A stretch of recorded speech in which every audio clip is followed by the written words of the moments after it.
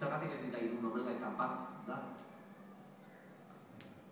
Bai, esan nahi,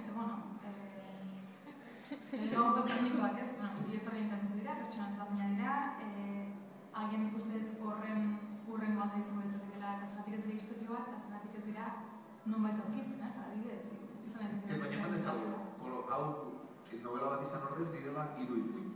Andreasen ipuina, Stuarten ipuina, Naroaren ipuina, eta bakoitza osorik, bakoitza 70 horreko historia bat edo izan ziken. Zergatik ez dira hiru historia bata bestearen jarraian, baizik eta hirurak nahastuta eta lotuta daudenak. Berriro